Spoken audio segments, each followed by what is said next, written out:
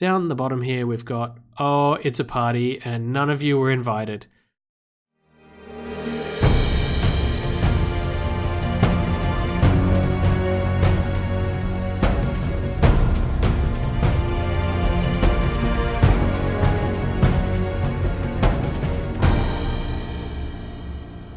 Welcome back! This is episode 4. You're watching Minecraft The Journey. I'm BugmanCX, and in this series we are going to be playing Minecraft all the way through from its earliest development versions all the way through to the current release. We're in Indev right now, version 0.31. I think it's 2010 0125-2, I think. I don't have my notes in front of me. I think it is that version.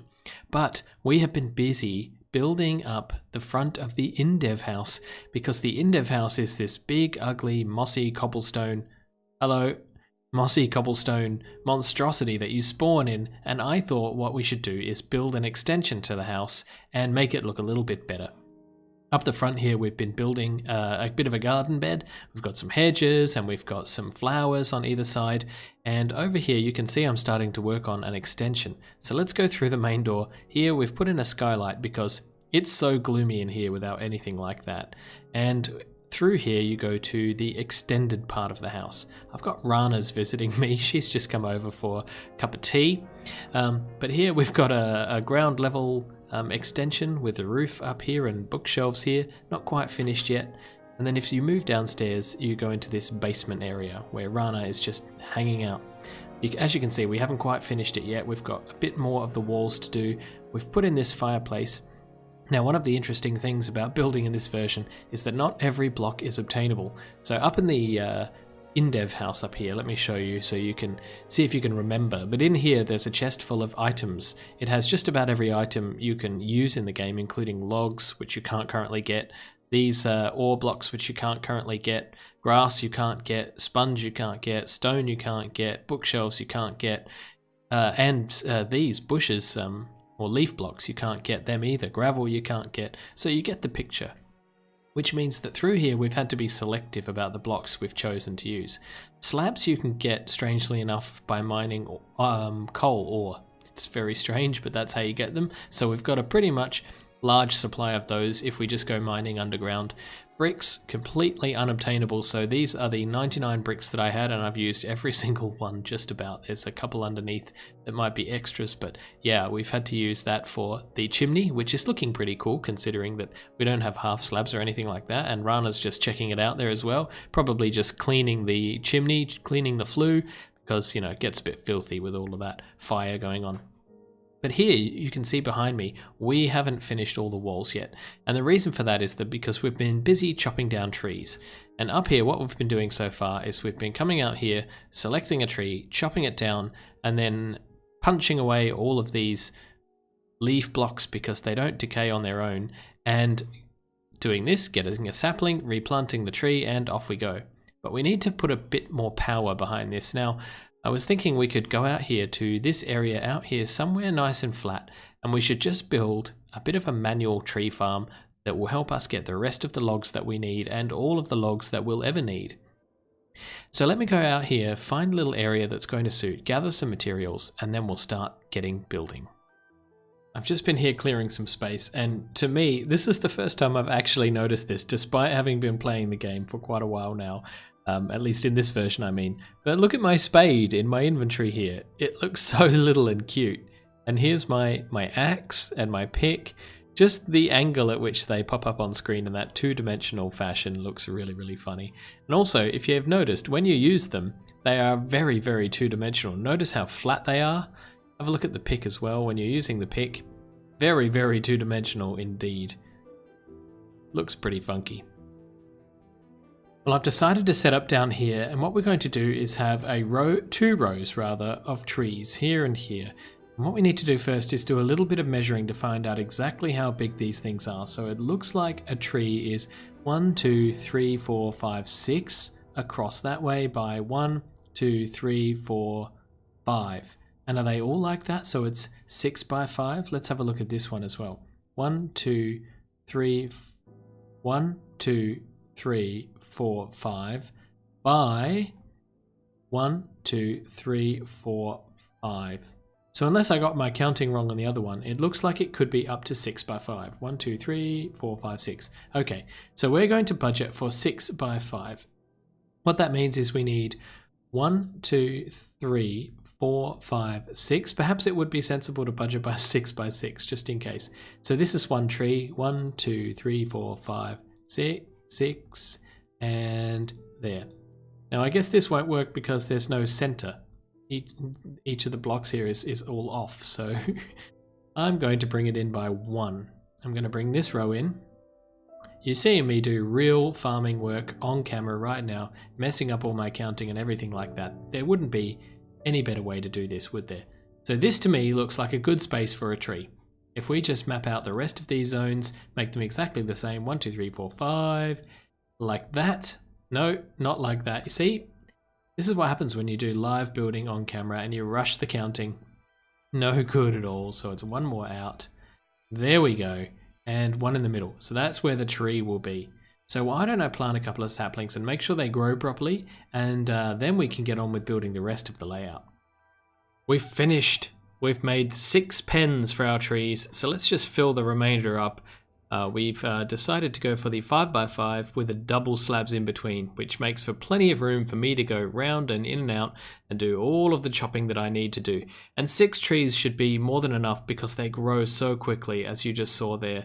All I need to do is just go round, and by the time I've done one tree and replanted it, it's probably regrown before I've even got onto the next. But at least this way we can chop some trees without having to constantly deal with the changing effects of the landscape. It's a bit more environmentally friendly, wouldn't you say? Now the only addition I'm going to make to this, if we just hop up here, oh, these sheer cliffs in this terrain generation, it's pretty horrible, is I'm going to, let me just get into my inventory here. I'm going to get my planks out because I've run out of slabs. The slabs are actually quite difficult to deal with because you have to go mining for coal. So I'm going to build some, is this the right height? Maybe that is the right height because that is just 2.5 blocks. I'm just going to build this bridge up the top here because what happens I've found is that some of the trees' leaves get to a height which is just a little bit too annoying to get to by the ground. So I'm going to put this up here as an access way, a sort of causeway, bridge thingamajiggo, whatever you want to call it. And we'll put that there. And we'll make some ways up and down in a minute. But if I just head back over this way, and again these 2 high sheer cliffs are so annoying, and pop up here. Excuse me, Rana. Excuse me, Rana. Yeah, and just do it this way, then we can come up here as it needs be, and we've got full access to the top of the tree, and that might make it easier. In fact, we can probably just jump up here and go down this way and harvest our trees that way. Hey, that's not bad actually, because this is very tedious having to knock out all of these leaves manually every time. I just hope it doesn't block the growing of the tree in any way, so I just need to test that and make sure that we have full clearance for the tree to grow. You never know, some of the trees grow a little higher than the others, they're not all exactly uniform. So let me do a little bit of testing and make sure that everything that I've done is all sensible and that there are no bugs or problems with this farm. Look at this! It's our first farm. The saplings are in, the trees are growing, and we are ready to be able to start harvesting these planks that we so desperately need. And it's quite ironic because we used so many planks in the build here as we went, so the trees came in very handy, planting as we go to gather the resources that we needed. But right now I'm going to spend some time chopping these trees down and gathering up my actual plank supplies so that we can use them over there on the house. Look at us using all of our precious resources to finish off the Indev House extension. Let's have a look through. Not very much you can do with the interior decoration at this point, so we've borrowed a couple of things that we did from the last house, the obsidian plant pots, and yes, you can break the obsidian with the iron pick and you get cobblestone back, so that's fun. And with a couple of 2 high plants, bookshelves. Down the bottom here we've got, oh, it's a party and none of you were invited. They have just been, oh my gosh, they're everywhere. They have just been literally everywhere. They get in the way when you're trying to place blocks, just wander around aimlessly like this. So annoying. But over here we've got a bookshelf and another planter, another bookshelf, because this is the only decoration that I've got. And a big giant blue couch. I need this after a long day's work. With my little coffee table. It's a tiny little coffee table. And of course, as we saw out the back, we have our tree farm complete. It is doing the job, exactly what I needed to do. The only difficult thing is the amount of work you have to put into getting rid of the leaves. It's so much work for just 5 logs worth of wood or whatever. But there's the house. It's looking very cute. So let me just consult my notes here, because I made a few points about some of the things that I have learned about this process and playing in this particular version. First, let's talk about the finite resources. In that chest inside the house is 99 of each type of block that you can use, and it does not go far. You quickly run out of what you need, and then the other blocks that are in there, you don't actually need them for building. Like, who uses gold blocks or iron ore blocks in their builds, really? Not very often, I can tell you that. The other thing is, you don't want to lose your tools. If you lose that pick, that is the only pick that you've got in the entire game. There's no way to get another one. You just have to rely on the fact that you get one in the starter chest and just roll with it. There's another weird quirk that I have found, and it has to do with split stacks. So you'll see that this stack here is a stack of 91 dirt, and next to it is a stack of 4 dirt. If I try and place it on top, I can't merge the stacks. The only way to actually merge stacks is to throw away the smaller portion and then walk back over it, and then you get it stacked up again. It's pretty strange, but I suppose it's because the game is still going through development and those kinds of features haven't been implemented yet. And what else is on the list here? There's quite a few things actually. One is it's really bizarre mining for slabs. I cannot tell you how strange it is. I've got a little branch mine going on down here, down that hole. It goes down to bedrock, and I'm basically going down there all the time trying to find coal so I can dig it up to get slabs. It's completely bizarre, and I hope that gets changed soon, because you need to be able to make slabs in a different way. And the ores, the veins of ores, are absolutely ginormous. It's quite funny that they just go on and on and on. There's 2 more things on my list actually. Okay, yes, torches. Thank you for helping me out there. Notes, I'm glad I have them. Torches behave a little strangely. So when you put them like this, even if you put it here, they will always go onto a block like that, onto the side of the block. If you get rid of the block, the torch bounces onto the adjacent block. Yeah, so that's unusual. And if we put it up here, we actually get a floating torch, and that floating torch will stay there. It doesn't pop off. You can see underneath it if you want to. We'll just have to go down here. And yeah, you can see there's no underside of the torch texture. Hello! So it's completely transparent when you do place a torch like that. So maybe we'll just have to put a few of these ghost torches around just for fun, just because we can. And 2 more things, actually. Oh, the game just had a lag spike because this version appears to have a memory leak, and I have to keep restarting it every now and then, which is a good reminder for me to save anyway. So the first thing is, if you remember, we could toggle the rain with F5. So yeah, that's it. That's the rain. But check this out. It's raining inside. It's raining inside because we're underneath transparent blocks. If you go into here, you'll notice that over here, there is no rain because this is a solid block, but this is a transparent block, and so the rain comes in. So that's really strange. And again, I hope that gets fixed too, because at the moment it's completely soaking my sofa. So let's turn that off. And the final thing on my notes is the inventory. So if we have a look at the inventory, you'll see that it says player name. So presumably that's going to be where my name will appear, BugmanCX. You can also see that we have armor slots, but we don't have any armor. At least it's not obtainable or craftable at this point. And you saw in the earlier survival test versions that the skeletons and the zombies were wearing armor, and that armor was different to the iron armor that we see in future versions. That was actually called plate armor. So look at the central section as well. You've got attack, defense, and speed. I presume that's what they stand for. I don't know what they do. I don't think they do anything yet. Maybe they will in a future version, but it's really not clear to me yet what they're going to be. So I need to save my game, and I'm going to upgrade the world to the next version of Minecraft because I believe I've conquered everything in this version, and it is time to move up. fast forward about 5 days because we're now in 0.31 2010-0130, and the first thing you'll notice is that the old Indev House is still here, but the chests are all gone. That's right, we don't get our cheaty chests anymore, they're all completely gone.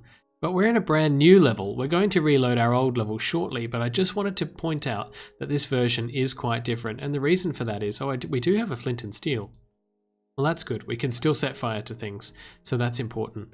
But the reason for this is because this version introduces crafting. Yes, we're finally getting there. We're finally getting towards crafting, so I can't wait to jump into our save game. Let's load it up. Let's load the file, and voila, we're in. We're in our old save game. That's pretty cool. Now I've separated this out, so I've got a different copy for the previous version, and I've made a new copy of the game for this version. But look, here are the new additions. You saw it right there. There's no more Rana. There's craziness going on in this. Let's have a look around the level and see what we can find. First, this is Steve, who looks like he's ice skating, but without any animation at all. He's very, very highly detailed, isn't he? He's got very, very sharp lines, very curvy arms and legs, very angry face, yeah. But doesn't seem to fit. He also looks like he's got a coin slot machine, like a money box, for a mouth, which is really strange. And yeah, for me, this texture doesn't fit with the rest of the game. Here we've got blocks, everything's blocky and pixelated, and here we've got very high resolution hair comparatively, and no, it's just not working for me. So let's have a look in here at this guy. He's very much the same as this guy over here because he's also Steve. He just has a different skin tone and different clothes, but he's looking very much very similar with the angry eyes and everything like that. He's also, maybe he's older, or maybe he just has grey hair. I don't know, but he definitely does have grey hair. Come here, let me see your face.